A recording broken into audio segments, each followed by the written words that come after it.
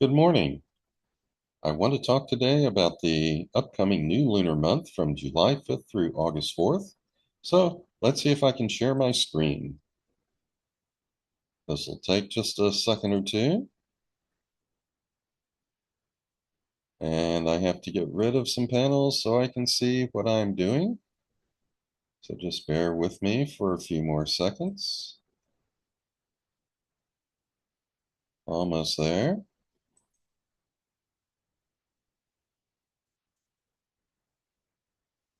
And I think we're ready.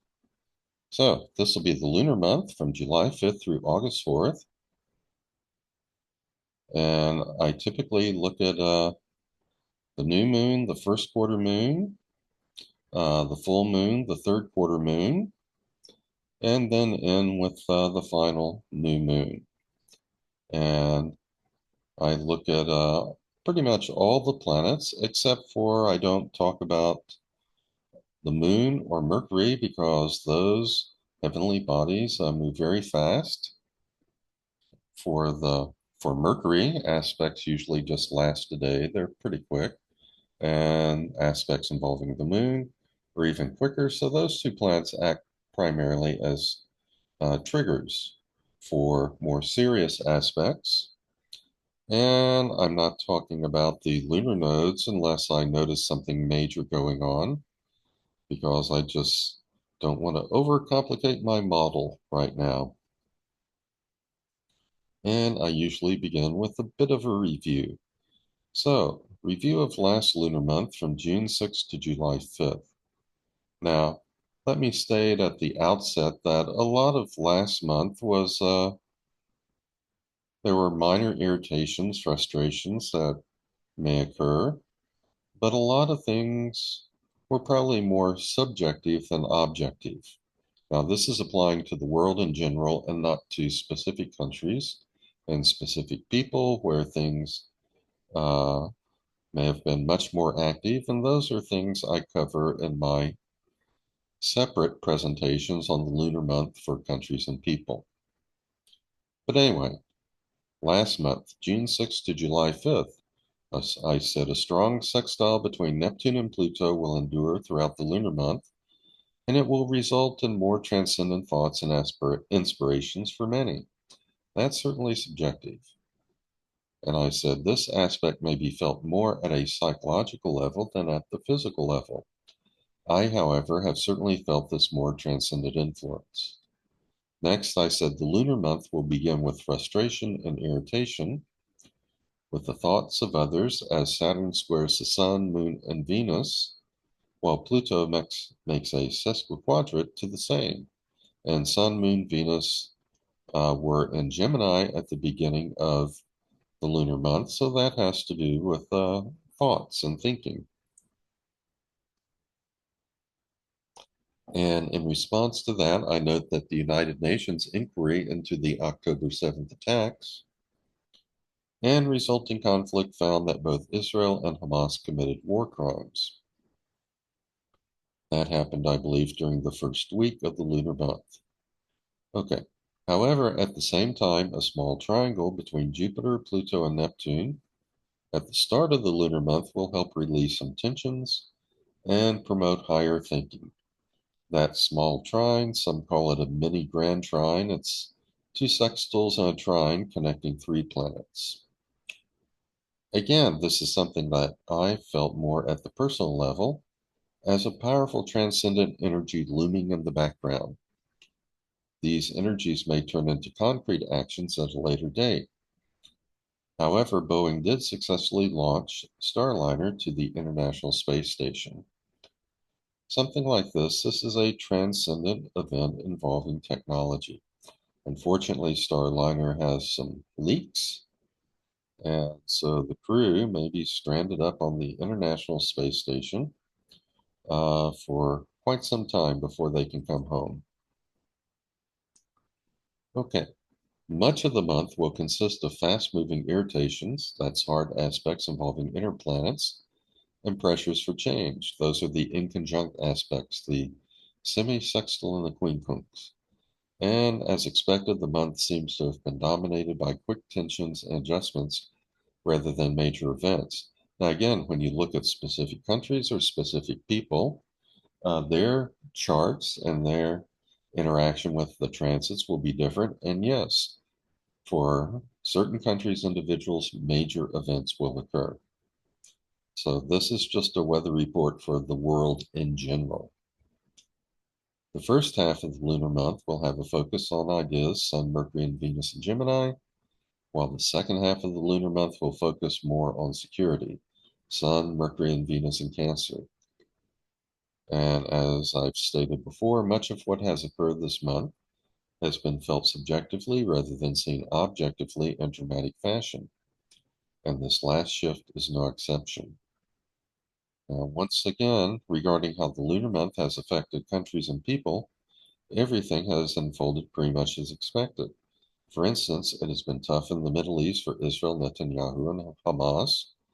Princess Kate appears to be holding her own, and Trump has had some court decisions go his way. Also, King Charles and Pope Francis both seem to be doing better than expected, and they have thankfully avoided the worst of what could possibly happen to themselves health-wise. So, all of these things are covered in my separate presentation on the lunar month for countries and people, parts 1 and parts 2. Part 1 and 2. Okay, now let me give a little overview for this lunar month. And so again, a strong sextile between Neptune and Pluto will continue to endure and strengthen throughout the lunar month. It will result in more transcendent thoughts and inspirations for many. This is an aspect that really lasts all summer long. While certain individuals and individual countries will have a trying time, the world at large will experience more good aspects than bad aspects. However, the middle of the month may see more violence, unrest, and revolution as Mars conjuncts Uranus on July 15th. And interestingly, that's also the start of the Republican National Convention in America. By the beginning of August, though, tense aspects will dominate, with Neptune sextile Pluto being the only major good aspect. This tension will increase throughout the month of August, that is, and may culminate on August 19th with the square between Saturn and Jupiter. That's going to be in the following lunar month, but let me say a word about it now. This day will be a turning or decision point that harkens back to the 2020 Jupiter-Saturn conjunction at the beginning of Aquarius. In other words, will we continue to move forward to a world of new technology, humanitarianism, and power to the people, or will we retreat back to an old world order? That's going to be the question facing us around August 19th. And interestingly, this date is the start of the Democratic National Convention. And here you can see transits at a glance. This is from Mars on out, Mars, Jupiter, Saturn, Uranus, Neptune, Pluto, and Chiron. And we can see that the portion of the lunar month in July looks pretty good, except for around July 15th, from 14th, 15th, 16th. We'll have Mars conjunct Uranus. And then when we get into August, uh, except for Neptune sextile Pluto, it's going to be primarily stress-producing aspects. So that's when tensions could really rise for the world in general.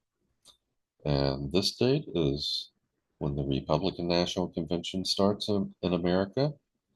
And August 19th, which is in the next lunar month, is when the Democratic National Convention starts. Okay, now let's start with the new moon and look at this first week of the lunar month. It starts out pretty good. All of these aspects are in chronological order. We begin with Mars sextiles Saturn. This can be good, particularly for the economy and financial concerns.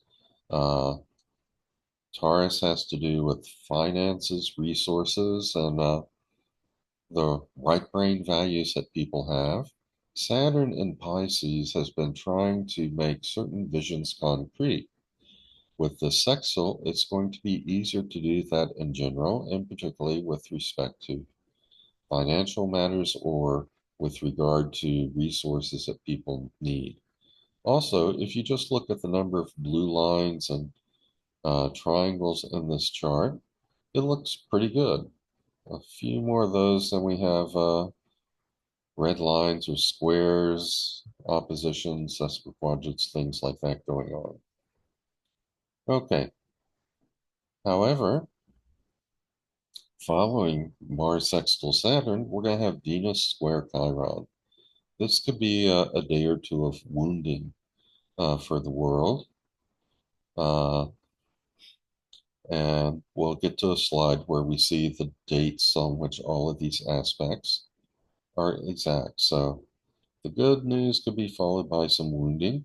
And this is going to be reinforced by Venus making a semi-square to Jupiter at pretty much the same time. And Jupiter could expand and exaggerate things in a bad way. So people could be feeling more insecure at this point in time, more wounded, and those feelings can be magnified by Jupiter. But then we get into a few good days with Venus sextile Uranus. That's going to be very good for creativity and probably some good turnarounds in the stock market. And that's followed by Sun trine Saturn, which again is going to make it easier to bring these dreams and visions people have been having into manifestation. And that reinforces the earlier sextile of Mars with Saturn. So some dreams will become a little bit more concrete during this first week. Then we have Mars semi-sextile Chiron. This is when something is beginning. It denotes change or adjustment, but it's a change or adjustment which is just starting. And if we're lucky, this will be the beginning of uh, peace plans to resolve some of the tensions in the world in places like Ukraine and uh, the Middle East. So I'm not real optimistic about this, but this is when things could just begin to get started. And then we have Venus trine Neptune again. Uh, any good aspects to Saturn and Neptune in Pisces are going to help us bring these visions and inspirations into concrete manifestation. And this is a good time for some personal enlightenment. But that is going to be followed by Venus opposite uh, Pluto.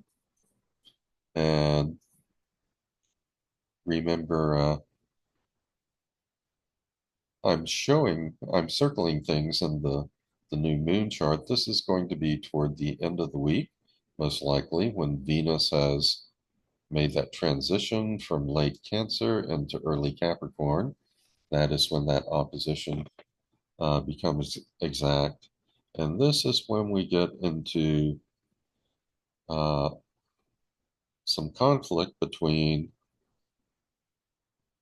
what groups who hold power want and what individuals value and want for their own, I was going to say personal security, but Venus will have moved into Leo. So the focus is going to be on themselves individually, what they value individually versus what the group wants.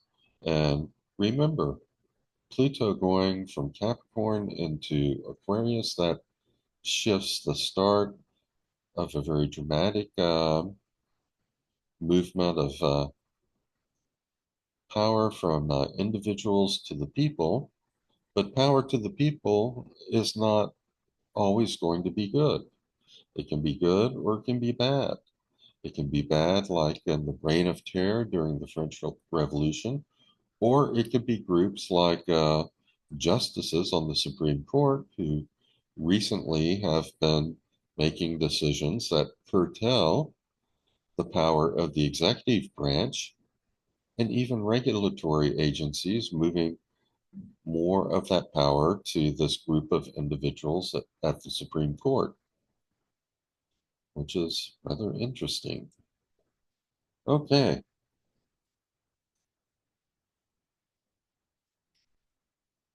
now this shows when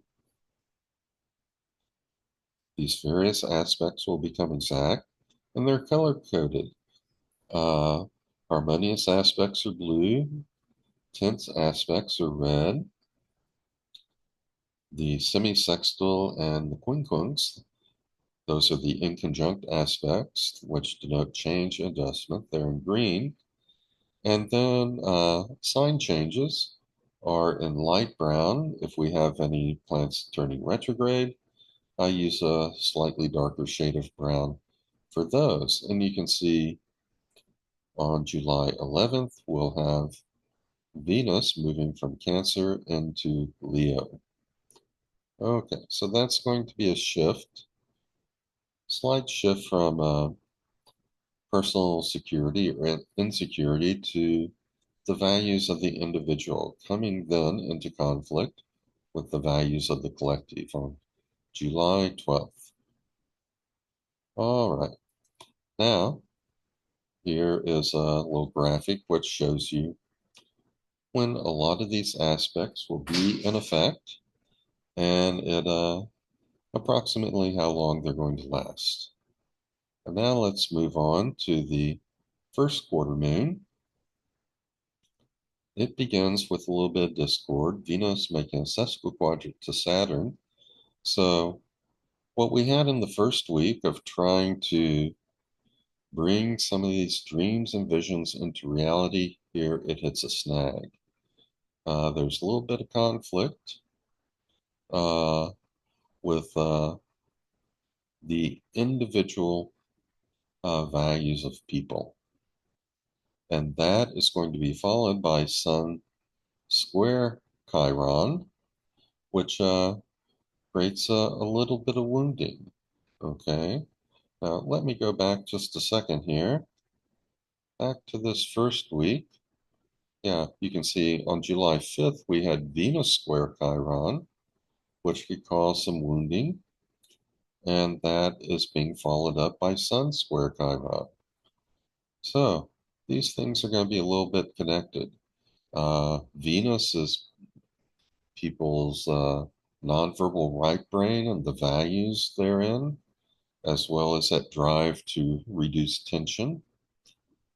And it's coming into conflict with Chiron in Aries, which represents this really this higher spiritual, individual spirituality.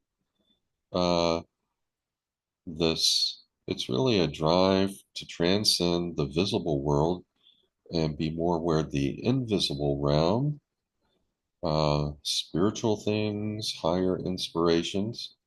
But our hard shells often have to be cracked in the process initially, and that's where the wounding from Chiron comes in. So Chiron is trying to break through into people's consciousness, and it's going to have a little bit of difficulty when we encounter those squares from Venus and then the Sun. Okay, we get to about July 15th, and that is where when this Mars conjunct Uranus becomes exact, that's in Taurus. That can create violence and revolution. It may be over resources or people's values. It could certainly trigger uh, some action in the stock market. Some reversals could go up, could go down. I would think it might go down. We still have a lot of blue lines at this point, though, indicating some harmonious energies out there. But I'm showing just what becomes exact during this week from first quarter moon to full moon, which technically you could say is the second quarter moon. Okay, well, Mars conjunct Uranus, that will be followed by Sun sextile Uranus. So whatever was stirred up in a revolutionary way on July 15th, it may calm down a bit shortly thereafter. And Pluto will, I'm sorry, people will express that drive toward creativity and ingenuity, breaking up the existing pattern in a little bit more harmonious way. But that's followed by Sun making a semi-square to Jupiter, and this is when people could go overboard one way or another. Things could get a little too exaggerated.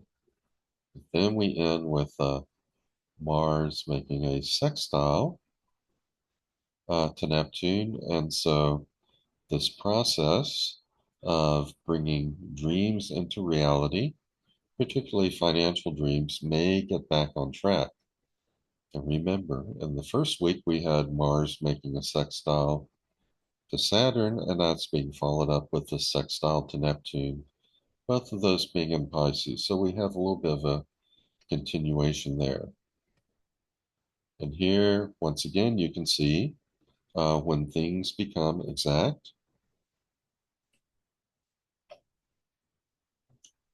And we start the week. Let me go back. Yep, red, red, red. We start the week with tension and having not only Mars conjunct Uranus, which can be has a potential for violence and revolution. Not only that, but Sun square Chiron can result in wounding.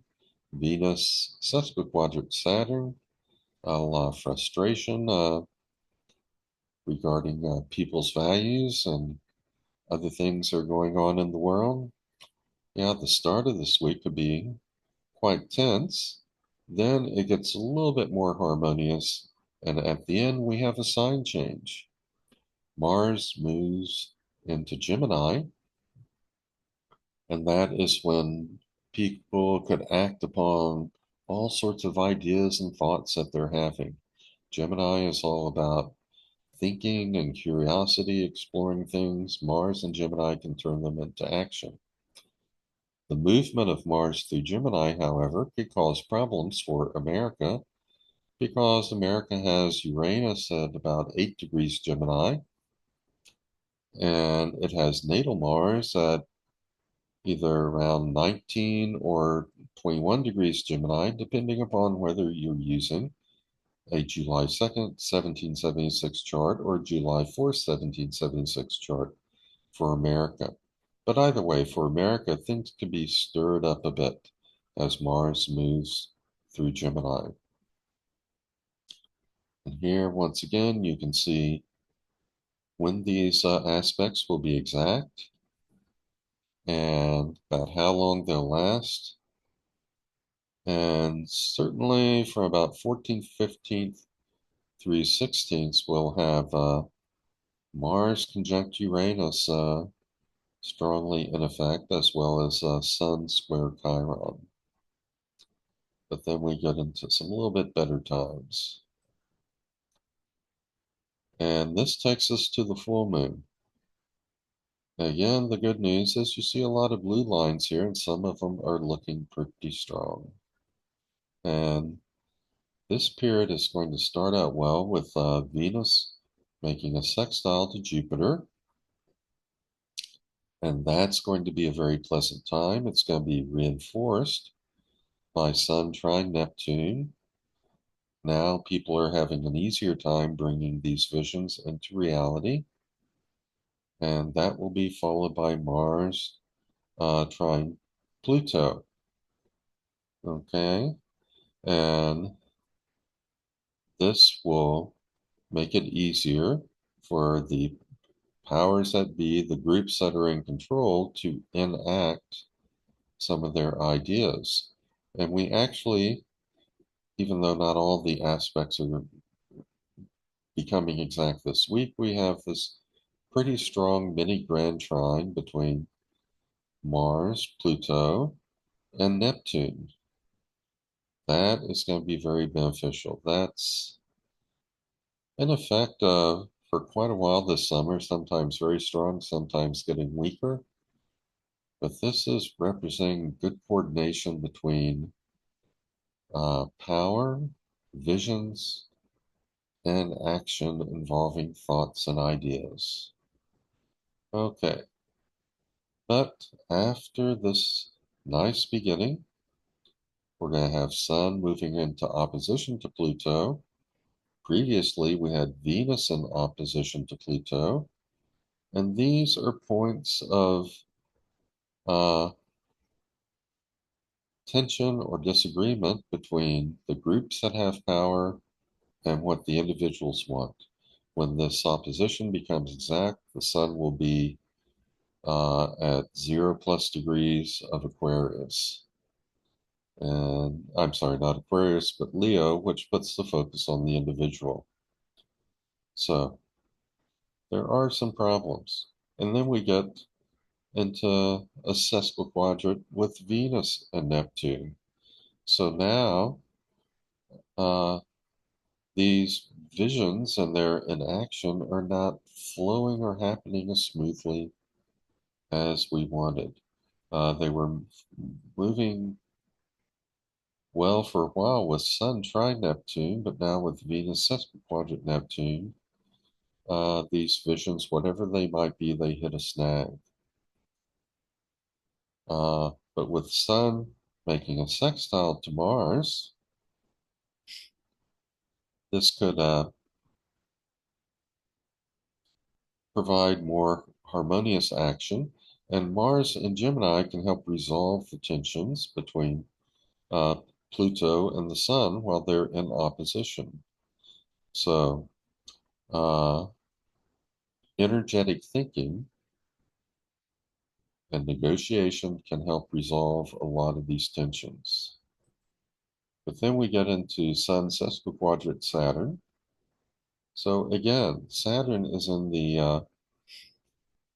it's in Pisces, as is Neptune, and Pisces is a sign of dreams and visions. Saturn is trying to make them concrete. Neptune is trying to inspire us. Things are not always flowing smoothly. When we get a trine or a sextile, they do flow smoothly. When we get to a square or a sesquiquadrant, like we do now, they're not so smooth. And then we'll end with Venus making a quincunx to Saturn, which suggests that individuals are going to have to make certain changes or adjustments as these higher visions, dreams get enacted and are turned into concrete reality. Okay, and now again, you can see when things become exact uh, during this week following the full moon. It starts out very well. July 21st, in general, for the world, should be a good day. For individuals or for countries, things can be different. On the 22nd, we have Sun moving into Leo. So we shift from concerns about family and personal security to more the individual self and individual creativity versus group creativity. Then we start to get into some conflict. It eases up a bit on the 25th with Sun making a sextile to Mars, but then we're back into conflict again by the 26th. Then we have conflict, uh, Chiron turning retrograde on the 26th. Talk about that in just a second. Venus making a quincunx, which is an inconjunct aspect to Saturn that requires adjustment and change on the part of Venus' personal values. Okay, now regarding Chiron returning retrograde, well, it's going to go retrograde to pretty much where it was at on around the beginning of April, actually a day or two before, but let's say from the start of April to about the end of July. Take that period. When Chiron goes retrograde, we're going to be becoming very introspective about the events that happen from beginning of April through approximately the end of July. Of course, remember on April 8th, we had that very momentous solar eclipse where Sun, Moon, and Chiron were all exactly conjunct at 19 degrees 24 minutes of Aries. And while that eclipse has brought healing and inspiration to some, to many, many more, it has brought wounding to the world. It has brought about what I fear this year may go down as uh, the year of wounding, with all the destruction and loss of life that is happening as a result of the conflict between Israel and Hamas and Gaza. And then at the same time, we have the horrendous conflict between Russia and Ukraine. And we have climate change going on. So there's a lot of wounding going on in the world right now. And what is happening when Chiron turns retrograde on July 26th will begin sort of an introspective review of all those things that have happened from around the beginning of April to about the end of July. And this will go on until Chiron turns direct again, which is going to be, let's see, I think it happens later this year. Might happen early next year, but I think it's later this year after the presidential election, I do believe. But I don't have the exact date in front of me right now. But what is going to happen, uh, I believe in November and then maybe again in January, possibly February, but in November, early next year, Chiron is going to hit that eclipse point again, 19 degrees, 24 minutes of Aries.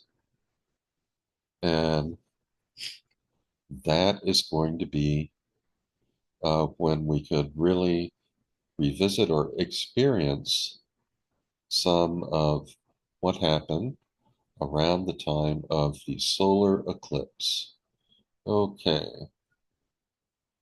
now hold on just a second.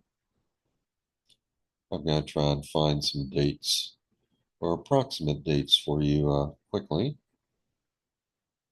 Uh,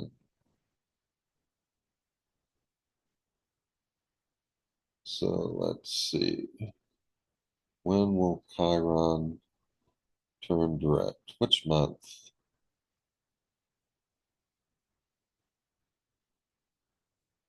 Okay, I see. Chiron will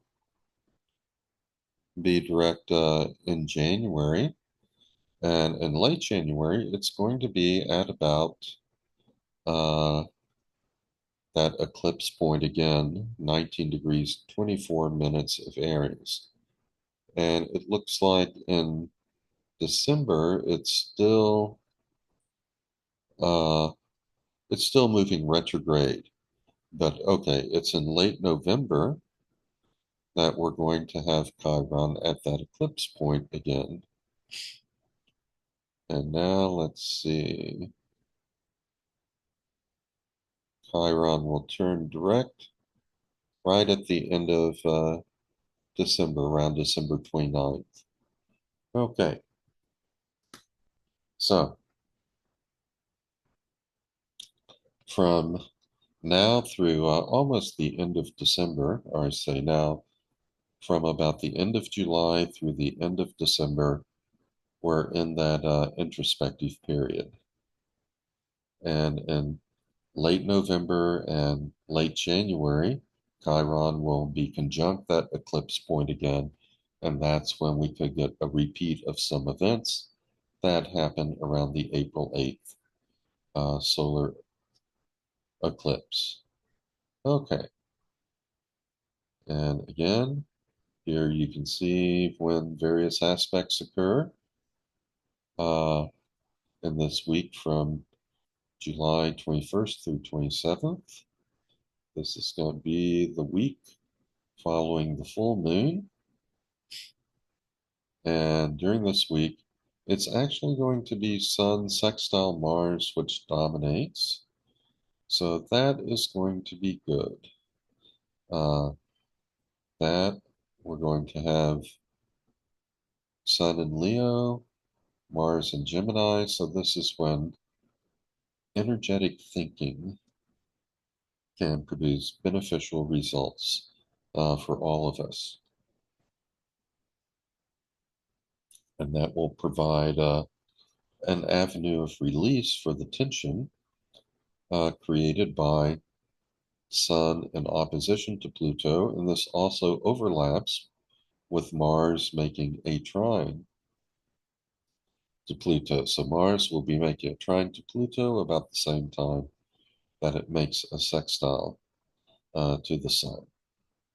So good energetic thinking, talking, diplomacy can help release a lot of tensions at this point. Now we get to the third quarter moon, and this week is going to be a little quieter, not as many exact aspects. We begin with Venus trine Chiron, and this is going to be a healing aspect. Again, we've got a lot of blue lines throughout the month, so those are all good aspects that are going to be helpful. And we start to get into some healing by the time of the third quarter moon on July 27th. And they'll be followed by Mars making a semi-square to Chiron. So the healing unfortunately hits some snags. A little bit of discoordination between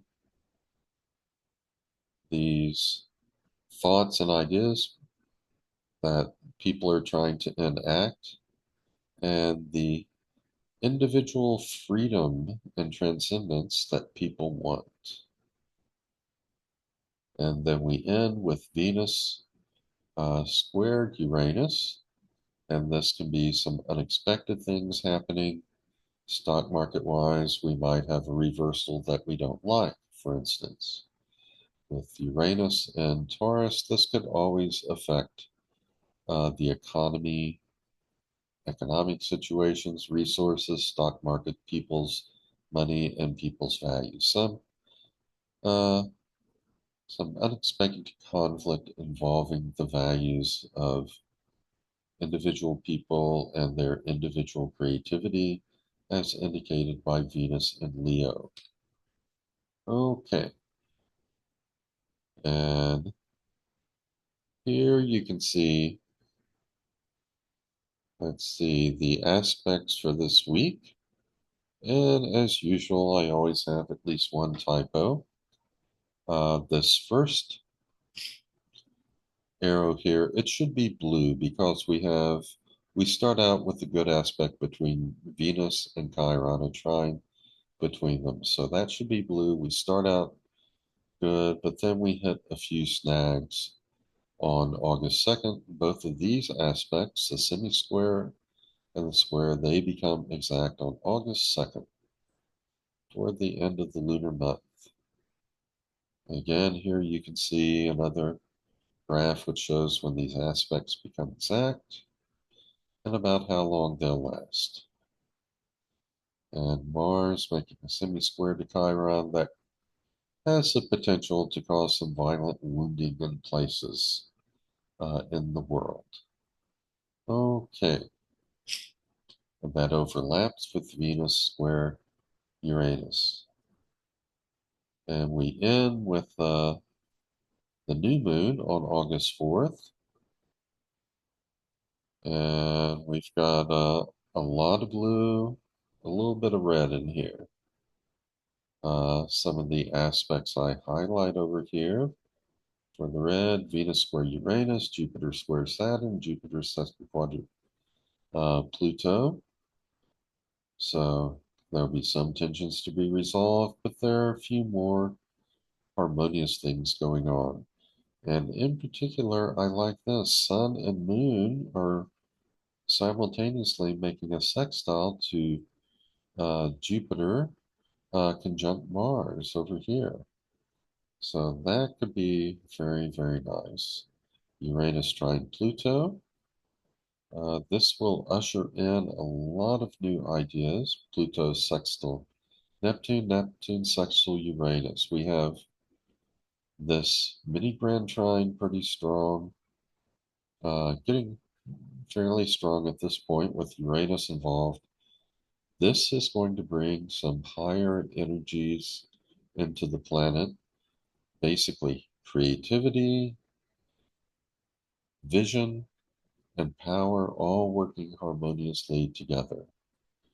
And oftentimes it's not immediately that we see the impact of a configuration like this, but over time, things unfold and we're able to look back and we're able to say, yes, this is when it all began. Okay, now got a couple of more slides here. Here it shows when a variety of aspects will be exact. So this you can use for reference. And here's a more graphical display of when aspects will occur and about how long they'll last. All right. And that is the end of this presentation. So let me stop sharing my screen. And I'm back. And that's it for the lunar month from July 5th through August 4th. There are going to be some interesting things that happen this month that will affect individual people and individual countries. For example, Donald Trump is supposed to be sentenced on July 11th. Will he receive jail time? Will he just get probation? Will he get a very light sentence or just a slap on the wrist? We don't know. And going beyond this, oh, before I leave July, on July 15th, Mars is exactly conjunct Uranus on the day that the Republican National Convention begins. I talk about that in part one of my presentation on the lunar month for countries and people. And things get a little bit more tense as we move into August and moving even into the following lunar month on August 19th. We have, I believe, we had Jupiter square Saturn. That is going to be the day that the uh, Democratic National Convention starts. That's also the day of, uh, let's see, the full moon, I believe. And in my presentation on the lunar month for countries and people, I talk about that in more detail. And there's going to be a lot of sort of tension or stress on that day. A couple of big T squares on the day that the Democratic Convention starts. So I have anticipated that there'll probably be a lot of lively debate over the platform and other items, and there may be things going on outside of the convention hall that are rather disruptive or cause stress.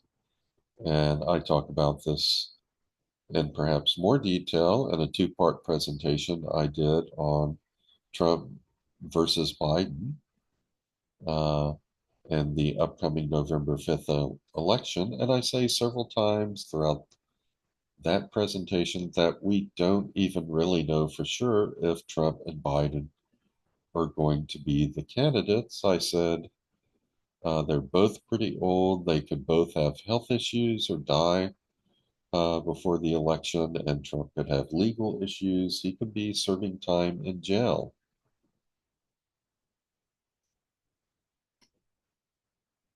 And sure enough, following the recent presidential debate, during which Biden he presented a lot of good ideas and informations, but he was having a lot of difficulty speaking. Uh, I saw one political cartoon which summed it up nicely. Uh, he was inside a block of ice, suggesting he was just frozen, whereas Trump's pants were on fire because he was telling so many, many lies throughout the debate. He spoke very strongly and very effectively, but much of what he said was not true. Meanwhile, most of what Biden said was true, but he had trouble delivering the message. And now there are a lot of people calling for him to step down as a candidate. This would be maybe the first time in America's history such a thing has happened. But here we are. It may indeed turn out that Biden withdraws from the race and does not make it to November 5th, either as a result of his debate performance or maybe something else that happens between now and then. And I wonder, was he just having a bad moment? A moment in which his stuttering took over. Remember, Biden is a lifelong stutterer.